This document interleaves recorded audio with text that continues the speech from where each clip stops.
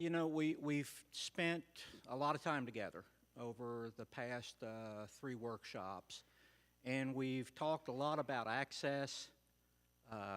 We've talked a lot about how to get broadband into our communities. But I want to stop for just a minute and talk about why. You know, so why are we doing this? Is it to get people really good Netflix? Yeah, I don't think so, is it? No. So, you know, what I want to do is just invite some business folks over here today that definitely take major use of internet services, and just let them, in their own words, answer your questions, talk about their needs, and, you know, hopefully you might be able to even recruit one of them over to your community if they're not already in it.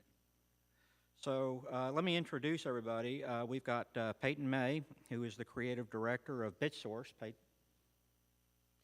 Scott Noble, director of IT with Senture. Scott. And then Willie Wilson, director of operations for Blackboard Student Services. So what I'm going to ask these gentlemen to do is just talk about your company a little bit. I'd like to just get some information so kind of we know, you know, the size of the organization we're talking about, how many offices you have, and just a short brief on what you do and how you make your living. And let's go ahead and start with you, Scott, and then we'll just work our way across the table. Okay. Thanks again for the invite. It's a pleasure to be here and to discuss broadband and the opportunities that it brings.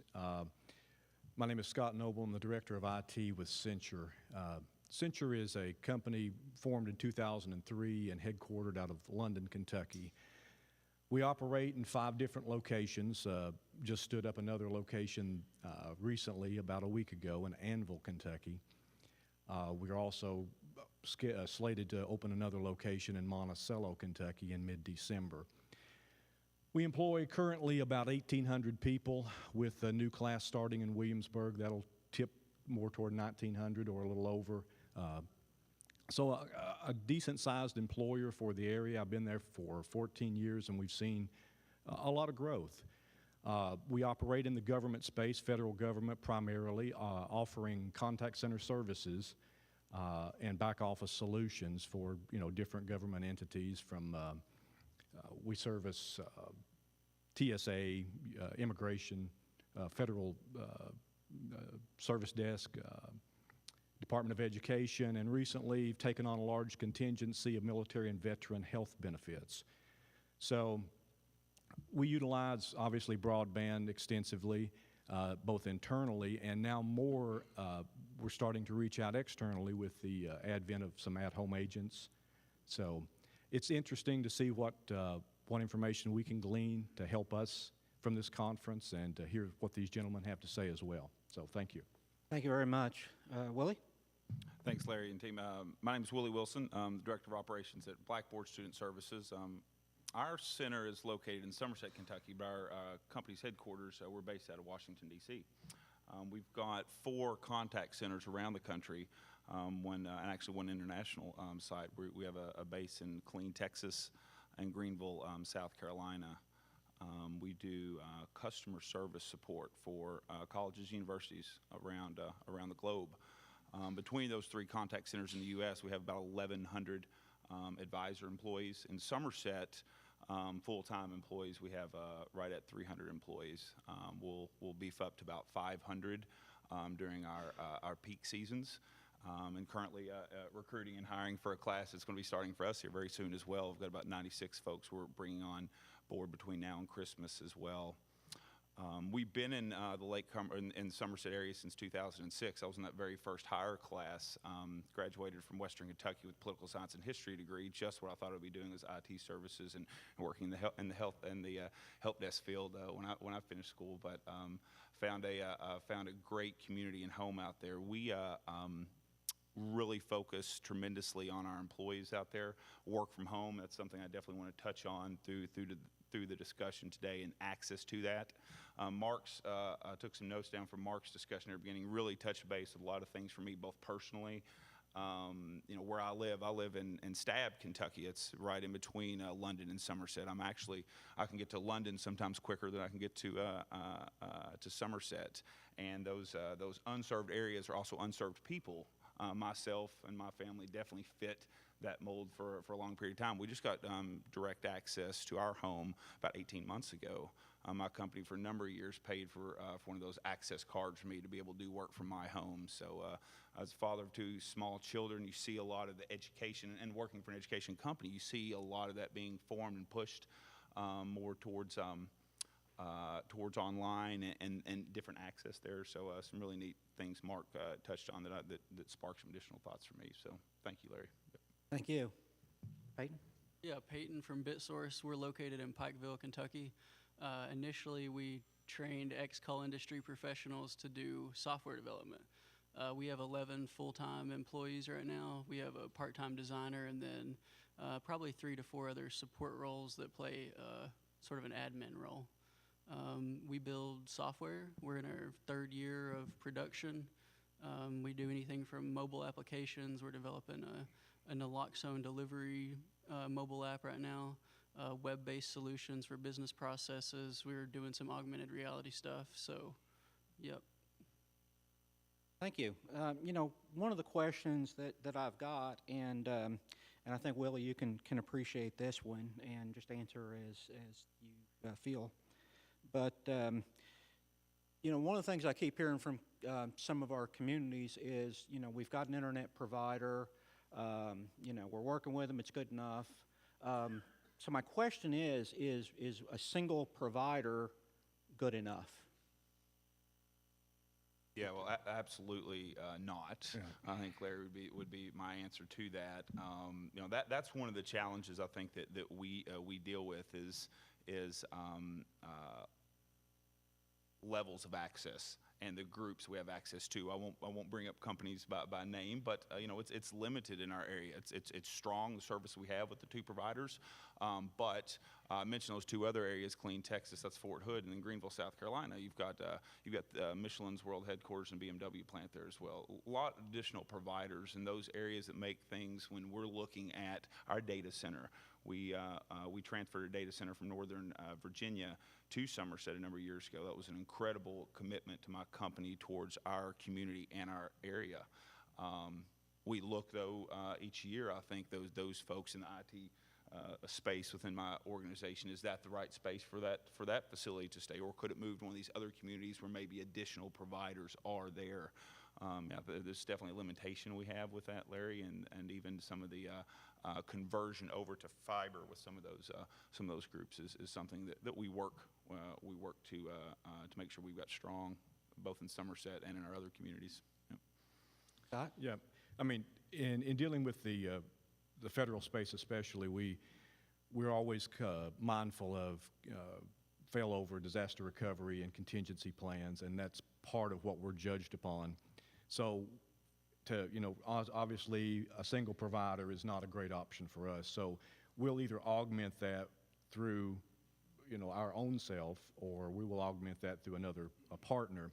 It's funny, you mentioned Killeen, Texas. We just recently, I think it was last year, we took a tour through Texas at multiple sites in order to look at another facility to give us that geographic redundancy that we're looking for.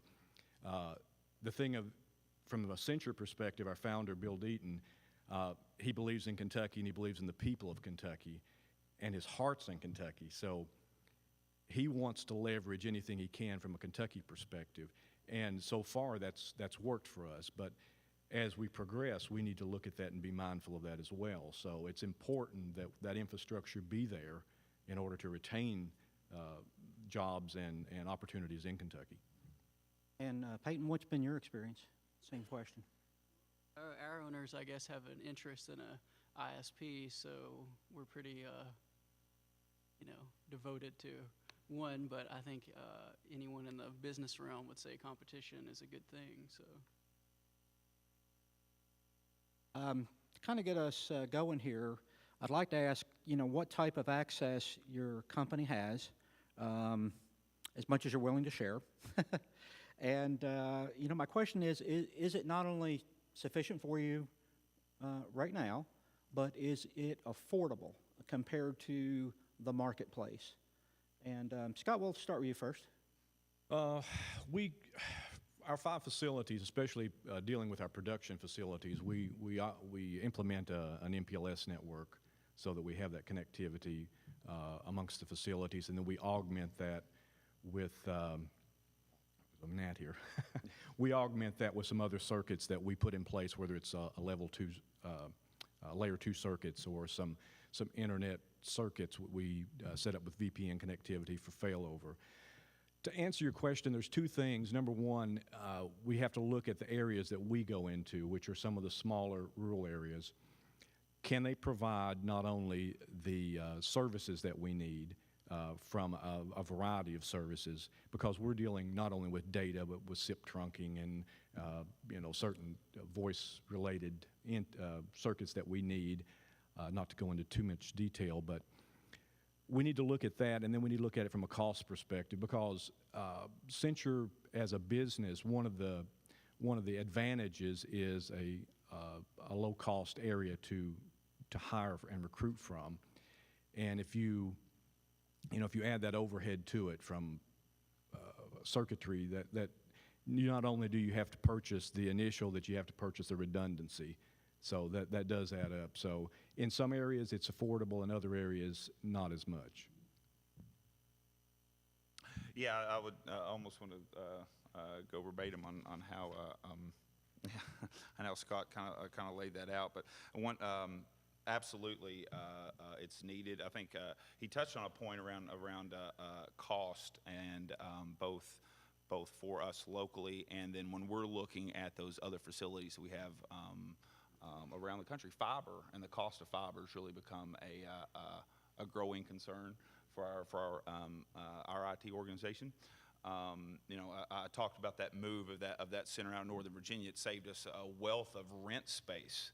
As most folks know, most of the I forget that, Scott, you can probably quote me. You may know this exactly, but the percentage of internet activity that's housed out of that Northern Virginia corridor, it's something 80-90% of the country's internet. Quite a bit, yes. That's but the space and the lease of that space and being able to bring that home here in Kentucky was a big deal for us.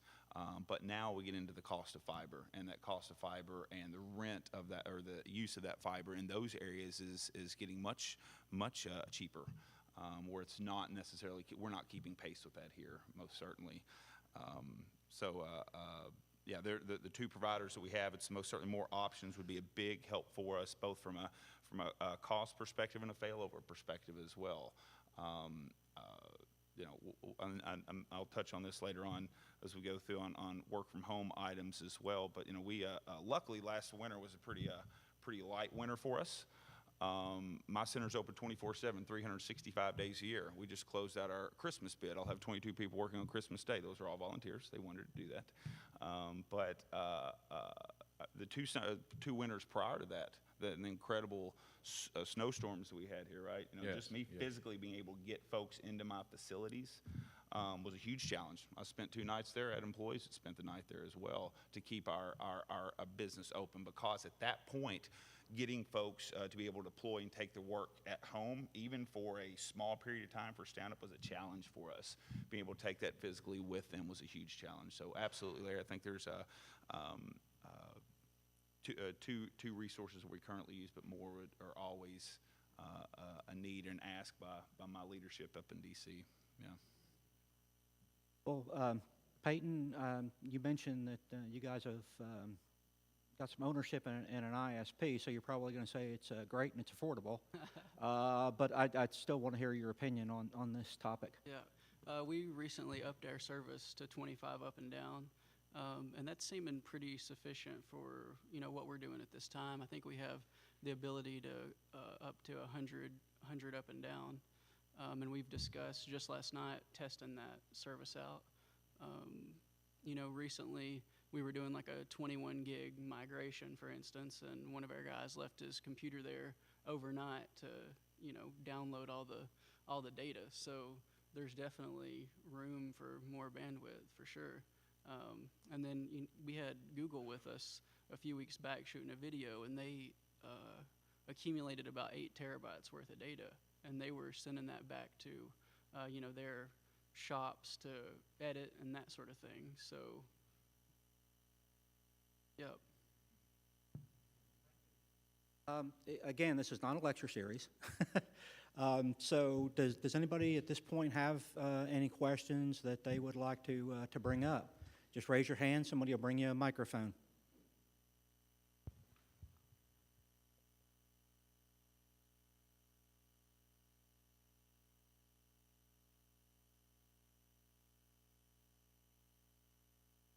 If we were vying for a new pod for you to put down in the state of Kentucky, what kind of connectivity would we have to have at that site to interest you? Well, go ahead. You want, Well, sure. Yeah, without question, a two-provider system with direct connectivity into that system would be needed on our end. That's what we have in Somerset.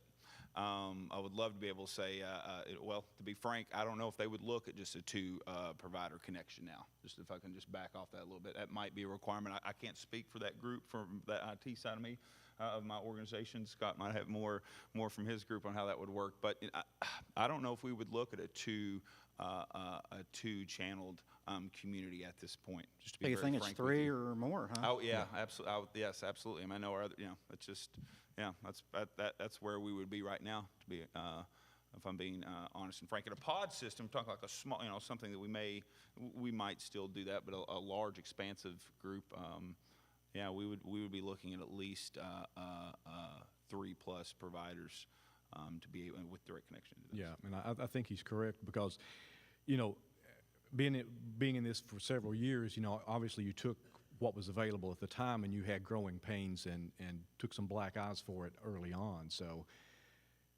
one of the things that our clients look at is when we have an outage, we're always doing an executive summary back in those long-term mitigation plans that we have. So when we can't anymore go to them and say this is the long-term mitigation plan for this and this risk. So to Willie's point, 3 is a minimum. We've learned the hard way on some of these, so yes, we would have to go with 3 from that perspective. And then Payton, I think part of BitSource is looking at setting up little offices around Kentucky, East Kentucky. Is that correct? We've talked about different strategies. Right now, we're pretty focused on our one facility and making it work. So as far as just going into a community, obviously they'd have to have broadband, but what are your thoughts on the comments of the two gentlemen next to you with regard to the number of providers? Yeah, I don't know that I have a lot of wisdom in that area, but we would definitely need access to do another instance of BitSource just because of the bandwidth that was required in the training process. We had 10 people consuming videos online all day, basically. So you try and scale that, and then you quickly could run into issues. So more competitive rates and suppliers is always a good thing.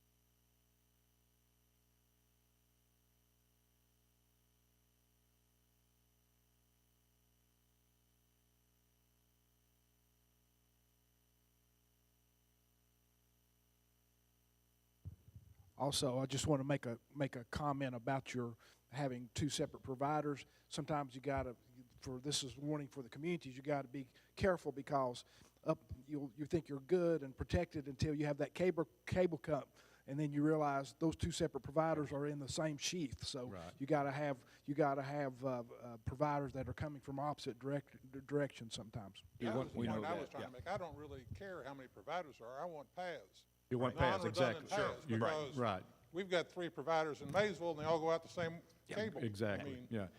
Yeah, no, you hit on a great point. Excellent That's point. something we've dealt with. Absolutely. Yeah. Absolutely. And a lot of times we have to provide network layouts to our customers to say, what are your single points of failure? Yeah, And that- you really, you have to go back to your carrier and say, look, how does this actually pan out? And you need to provide that information. Well, when we established Valley Oak Technology Park in Somerset, that was one of the lessons we learned, is we could get to a couple different carriers, AT&T, Windstream, into the park, but they were both coming over the exact same fiber line into the park. So if you had a cut, you lost both carriers all at once. So I started a while ago to ask a question, then everybody else is asking, so I'm going to get mine, then I'm going to hand it off to my colleague, Daryl Maynard, over here. But my question is, if all of your employees had a true high-speed broadband connection in their home, how would that impact either in your training of them, in your increase in, output, productivity, sales, revenues, more jobs, whatever? How would that make a positive impact on your individual company? Well, and we'll address this, so I'll address this from a Senture perspective first, because we just pushed an initiative out where we were opening up a large facility in Williamsburg, Kentucky. By the end of next week, we'll have about 600 people working there. One of the questions on the hiring process was, do you have broadband at your home? Because that was going to be one of the criteria to hire you. And the second one was, what is the speed? And of course, we'll have them go out and run a test, and it automatically sends us the results. Surprisingly enough, because the contract that we won for that, we were going to do 75% work at home. We were also going to do 100% from a contingency plan for failover. I think we ended up with about 20 to 30% of those folks had adequate bandwidth or bandwidth at all. So it's critical to us, at least if we stay in Kentucky, from a contingency plan to have that as a failover. But it's also, Mr. Deaton, of course, he would like to expand into every county in Kentucky because that's where his heart is, but it is limited by what we can do with the employee, so. Hilda, I think without question, from an employee standpoint, it's not for everyone. I don't want to absolutely say that work from home is not the golden bullet. I couldn't do it, right? I've got a lot of folks work third shift as well. I couldn't work third shift as well, me personally. Okay, but I need to be with people. But it has really let some things like our holiday opportunities and contingency for weather fail. I think in my opening remarks I didn't frame up enough around our business and what we do. We're providing end-user support for those for college students and professors. Oftentimes the hours that those folks are calling in are very concentrated. I would really love to be able to bring someone that's working from home from 7 in the morning till 11 o'clock. Okay, then they take 4 hours off to go pick the kids up, take care of some errands. They come back online at 6 p.m. and work from 6 to 10. Those are some models that we're looking at that service those end users better, allow that employee to have more flexibility, more life flexibility for themselves. My goodness, I've got 3 buildings in my facility that we house at Valley Oak Park. I'm glad I'm able to most of the year fill those 3 buildings. It's difficult to manage 3 buildings from a facility standpoint and management standpoint. So having a segment of that group be able to handle their work from home with the connectivity, that would be huge. It's just limited with employees. We've started doing that, Scott. We've had folks go through a checklist. They work with our IT team to see if they're able to provide that work at home, and it's about 30 to 40% that are within my work group, and over half cannot. They just don't meet those requirements and those specs. Right. I'm going to put one of our guests on the spot. Michael Cornett, are you here in the room? Hold on, Larry. Okay. Just 2 quick questions. And the speed factor and both the home locations as well as for the work at home. So in fact, this might help Mike, because we've been talking about the work at home for quite a bit. what are the speeds? You said you had 3 different carriers that you have providing or want 3 different carriers. What would you expect the speed from those carriers, even though they're all redundant? And what is the requirements at home, both from speed and latency and symmetrical, that type of thing? Right.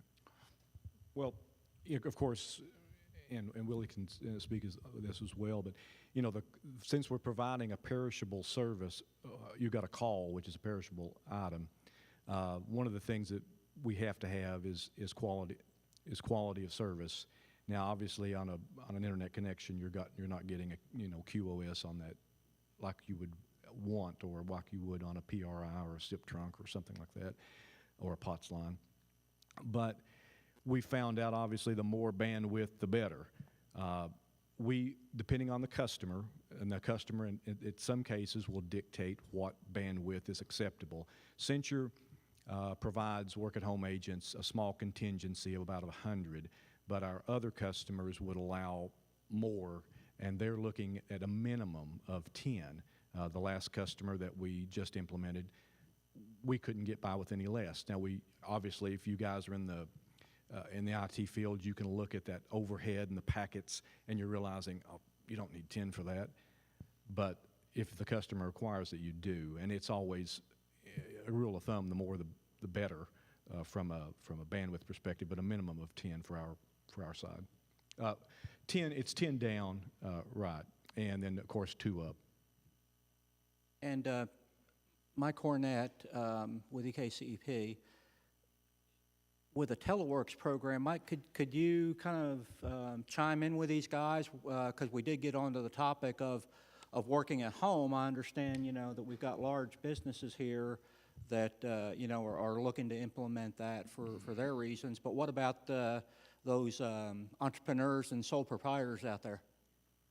Hey, thanks, Larry. I appreciate the opportunity to say a few words about Teleworks. Teleworks is an initiative that my agency, EKCEP, has been running for about 7 years, and it's really taken off in the last 3 to 4 years in terms of the placements in work-at-home opportunities or work in one of our Teleworks hubs opportunities. And the thrust really is everybody that comes through and visits and does the workshops that we offer through Teleworks is prepared to be a very good candidate for most customer service or technical support positions. And we partner with employers, and would love to talk more, obviously, with Blackboard a bit. We've been wanting to do that for a while, to see if there's opportunity to work together to meet some of those needs with people in Eastern Kentucky that have the acceptable broadband speeds at home. And we know that several places do. Keith Gabbard somewhere, there's Keith. PRTC has gigabit capability in Jackson and Owsley counties, and probably some more places as well on the way.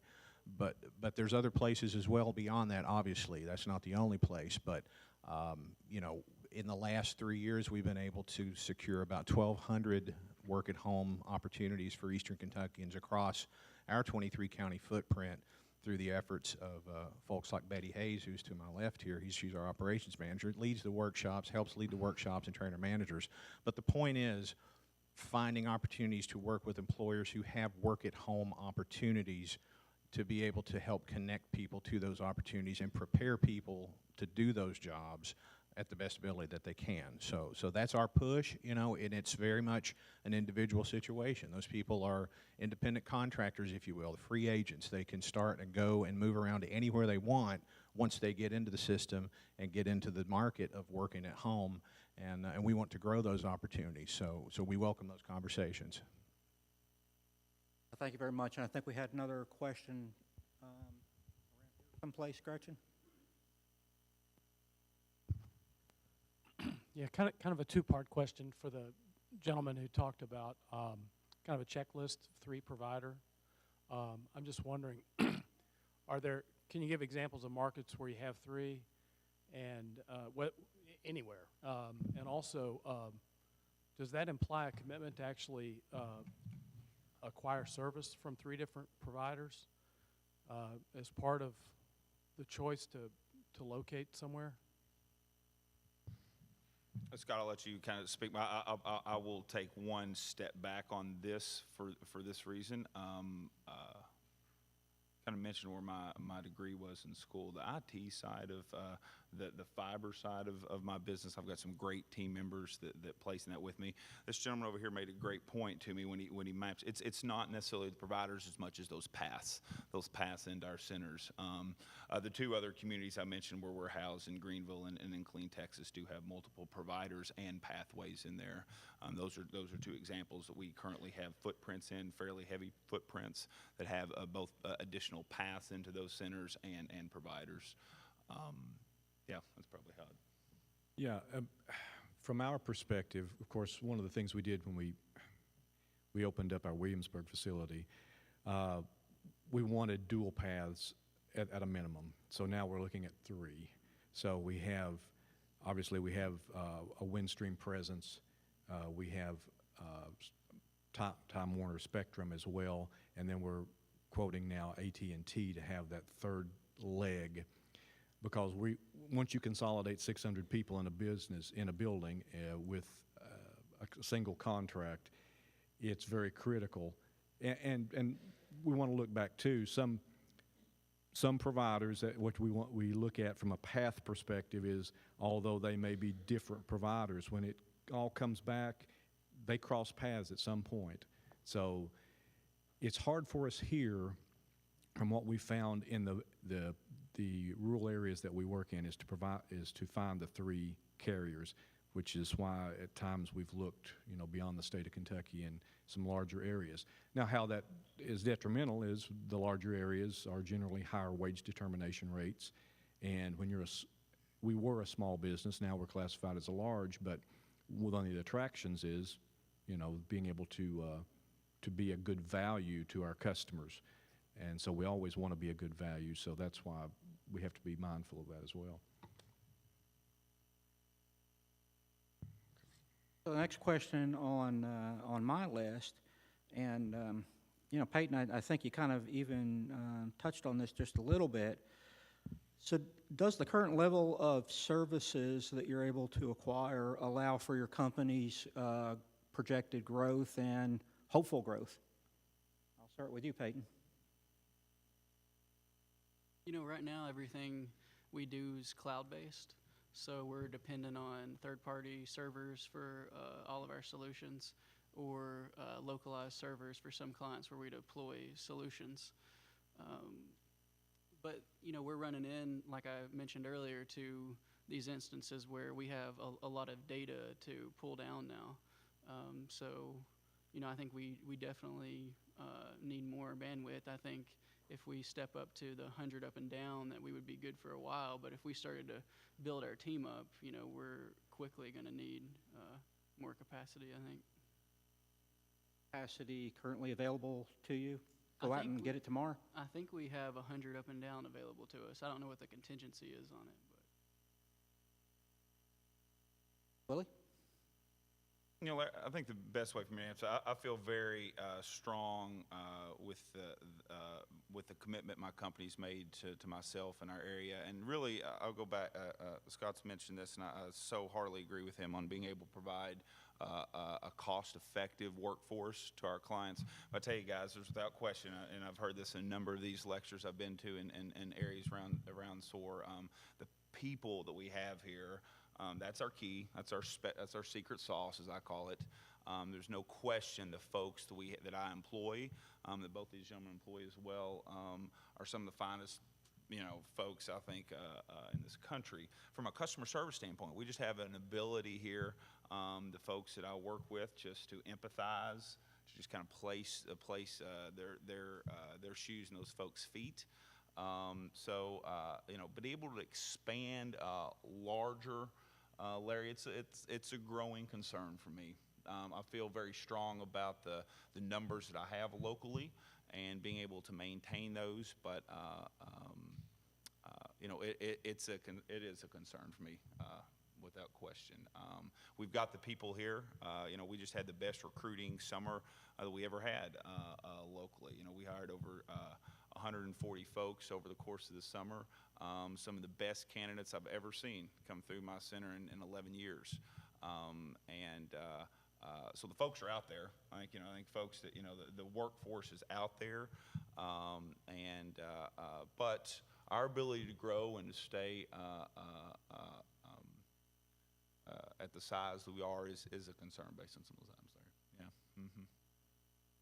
From a technology perspective, I think from what we've met with our business partners, which would be some carriers and some other partners as well. I think that the technology solutions are there.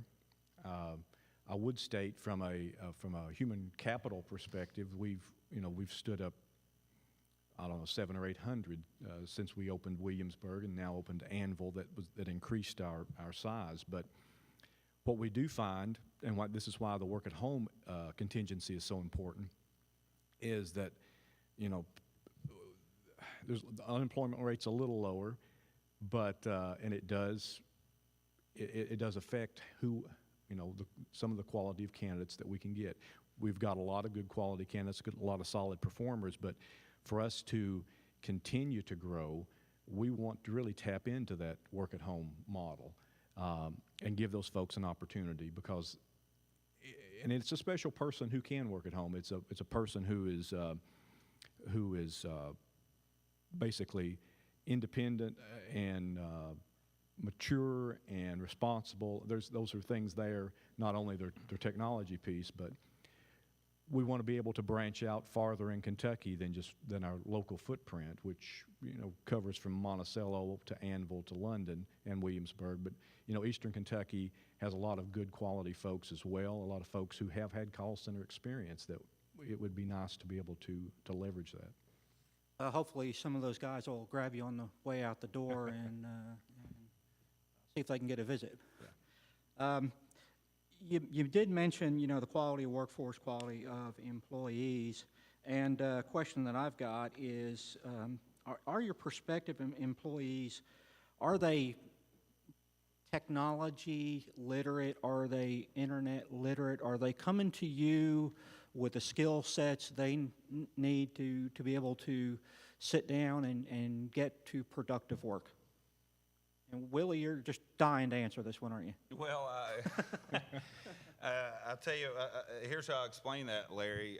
When I talk to new hire group, I don't need folks, quite honestly, to have an incredibly deep technical background. I'll just be frank with you.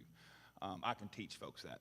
It's the soft skills. It's that putting yourself in the shoes. It's that empathy. It's just good communication skills. The work that I do, I'm talking to college students and professors, usually have a quick answer they need. You say, oh, gosh, yes, sir, I got you. Some of those, yeah, that's really, I'm telling you, it goes a big way with folks just from an ease perspective. I'll get those folks. I've got incredible training, a lot of that's leader-led, some hybrid models, self-paced, all sorts of different models, right? I'm sure our other partners here work in similar areas. I think there's most certainly a gap that's still there that can be worked on from a technical skills gap without question. But I can teach folks that over time. What we need are dependable folks that have good communication skills, good empathy. We'll get you on the technical side. I bring myself into that, Larry, when I talk to folks. I said, I'm still not a very good typer, not a very tech person. To be frank, I don't like my cell phone. But I had the gift of gab, had the ability to just connect with folks. That's what I need people to be able to do. We'll get them the technical training. I'd love them to have more of it coming to me. But we can teach that easier, I think, Larry, than those other skills from my perspective. Yeah. That's why I was eager to answer that. Yeah. What do you think about it, Payton? With our initial cohort, there was definitely aptitude, which is what we identified, and some had some background in technology, but primarily most of the skills that we were training were new.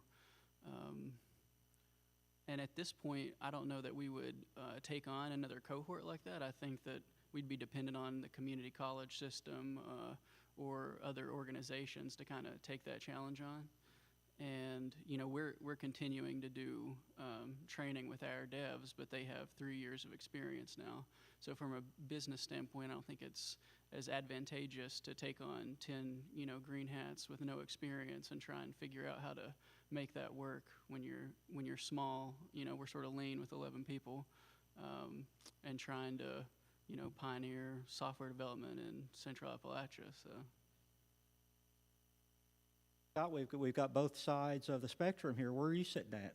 Well, and two parts here. Number one, from the contact center perspective, we will say that the good communication skills are important, and the dependability from an agent and the maturity.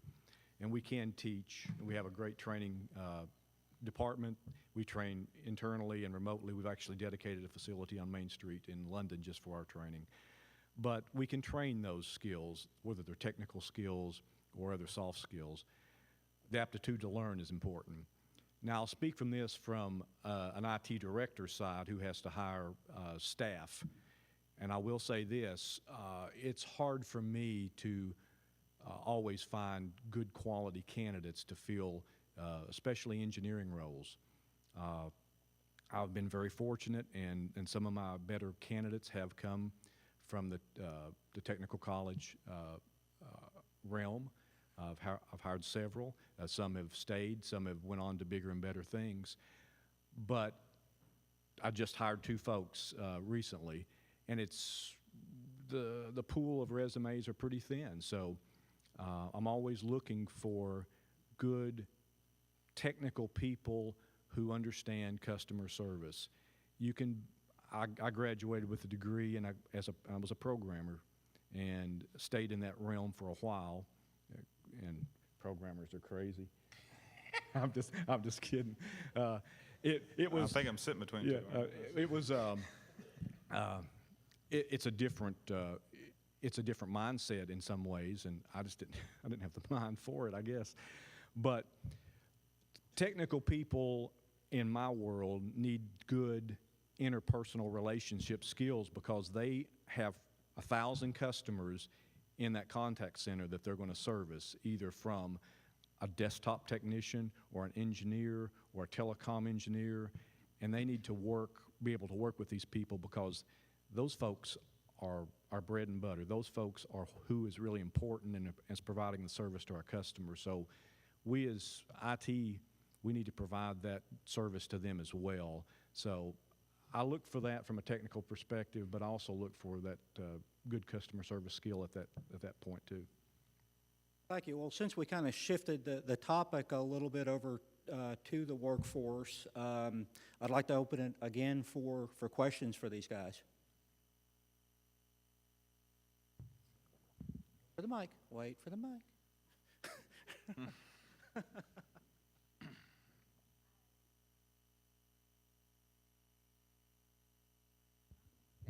I appreciate what you're saying about the workforce and the people, but work ethic I always worry about across the country, not just in Eastern Kentucky, but the younger generation coming up, and maybe the lack thereof of work ethic is what I worry about. So I'd love to hear you talk about your older employees versus the new ones coming on and an experience relative to work ethic, and maybe that's something as educators and community leaders we need to stress that word somewhat. And then for BitSource, I'd like to ask the jobs, you're retraining coal miners, and we know how important that is, and mining jobs have been some of the highest paid jobs in our communities. So as you prepare these once miners into the new world, what does the economics of that look like for the individual miner in terms of job potential and income? And then what could the community and the economic development folks be doing to help you build or bring in job opportunities for those that you are training? Directed in your direction. So, we initially started our training program, I think, at 15 an hour, and then once they made it through that, it was 18. And then we've had a couple people who have, one who's gone on to salary and one who's raised his to, say, 23 an hour. And then, projected rate for an experienced software developer is probably anywhere between like 60K to 150, and beyond, depending on the technology and the demand. And as far as what could be done, what organizations could do to help small tech businesses, our greatest challenge has been connecting to markets, because there's not a whole lot of this going around in the region before, where we've had, a one-source economy. So, a lot of the free publicity that we've kind of gotten has connected us to clients, but creating opportunities for us to connect with larger buyers would definitely help us expand.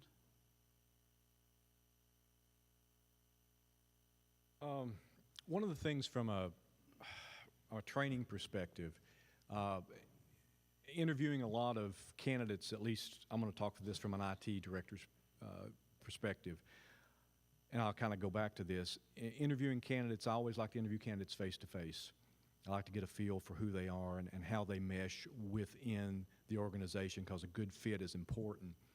Now, what we've noticed to some degree, and it may just be the candidates that we have, some folks who spend their secondary education outside of a classroom or at home, doing this online, sometimes lack the interpersonal skills that they need to communicate well with me, and then which gives me pause to say, how well will you integrate with my team?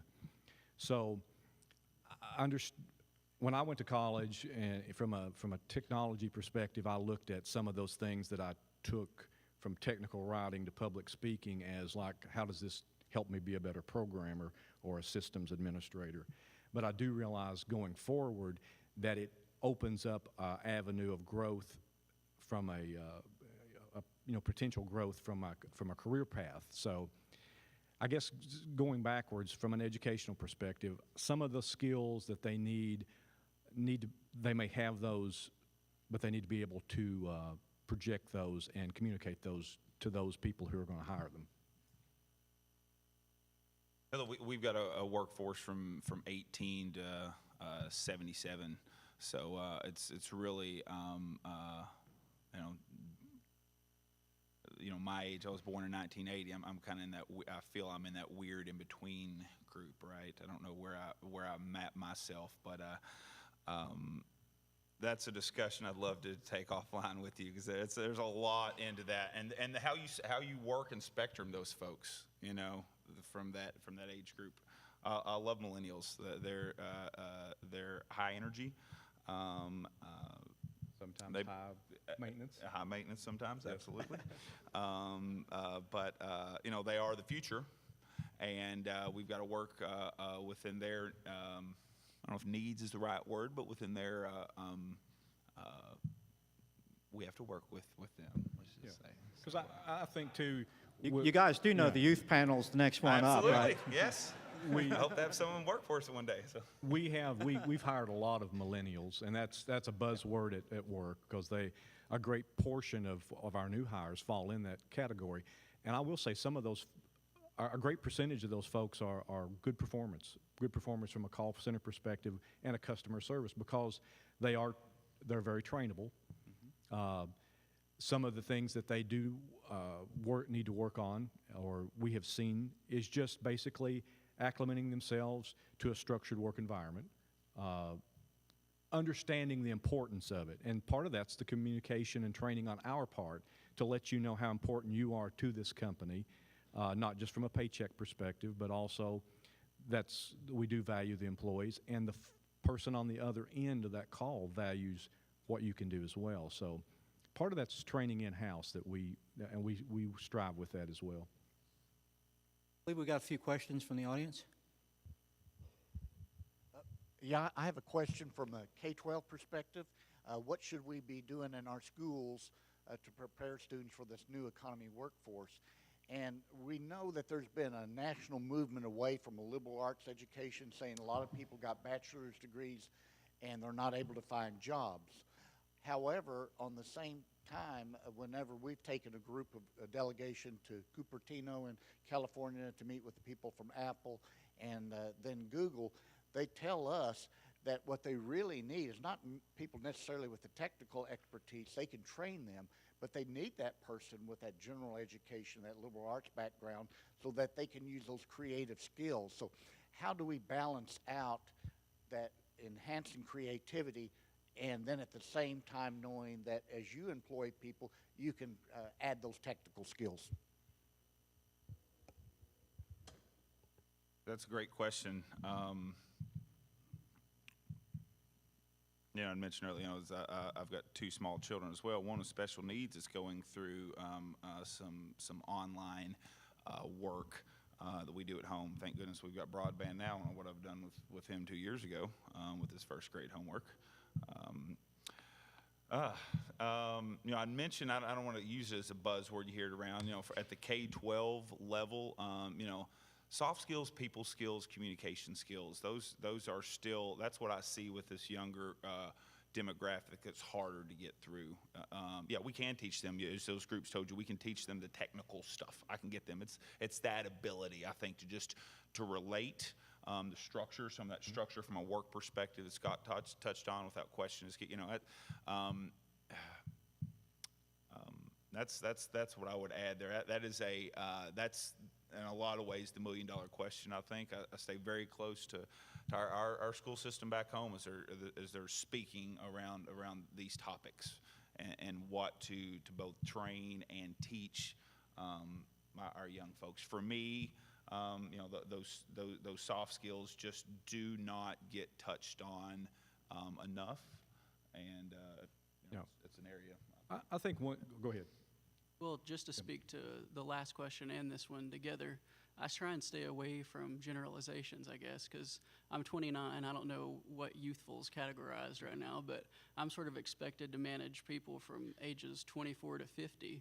Our youngest employee is extremely motivated, works super diligently, and then you have a whole range of spectrum across an age, And for me, this kind of responsibility and work ethics embodied from an early age from self-made grandfathers and parents who, have these sorts of skills and they model it for you at home. And then as far as, I don't think there's sort of like a blanket statement for how to prepare, K through 12. Like we're talking to one innovative school district in South Fayette right now who's incorporating computational thinking, in curriculum K through 12 that's designed by CMU, right? So that's a problem-solving sort of like mindset. But really this adaptability, the ability to, confront hard changes and respond to them and take on a new challenge is what all of our employees have had to do, And I think just as a species, as we continue on, the economy's always going to change, the environment's going to change, and this ability to adapt is, I think, one of the greatest things that any person can kind of learn, if it can be learned. From a K through 12 perspective, there's 3 things I'd probably look at. We already touched on the interpersonal skills and the communication skills. The mathematical skills that we see that are sometimes deficient are critical at every level. So, every level, regardless of that level of the job, how it's classified up to the top, the importance of being able to comprehend, do logical thinking, and do math at, from a basic level to a higher level is important. But one thing I would want to say, and I noticed this, and this is kind of maybe being a little philosophical, my son worked as a recruiter for several colleges, recruiting underclassmen, undergraduates, but also postgraduates for medical school and veterinarian school. But what struck me was when he was doing recruiting for undergrads, he realized throughout eastern Kentucky, one of the things that he noticed as a trend was there was no vision cast for these folks. Now, there was for a small percentage, but a lot of the students had no expectation of higher education. And that's something, I'm not saying that that's for everyone, but I think that you need to be able to look at kids and say you can be anything. You can accomplish anything with the right application and with the right guidance and the right environment. And I know some things are beyond their control, but if we don't cast that vision, then they're not going to have those dreams and aspire to to certain levels. So that was one thing I wanted to point out because it was was something I grew up with, and I would assume was still there, and I hopefully that it can continue. Add an amen to that one. We've got time for one more very quick question. I think we've got a gentleman that's been patiently waiting for us. I've gotten too old to stand up, so please forgive me. I think all three of you guys talked briefly about training of your employees, and training is a good thing. Unfortunately, it's an added expense to the business. In this country, we have really never been too favorable of training. As an example, in Japan, most businesses, or all businesses on the average, allocate 20% of their operating budgets to training. In this country, we allocate 2%. Are you guys at liberty to share with us what % of your operating budgets goes to training?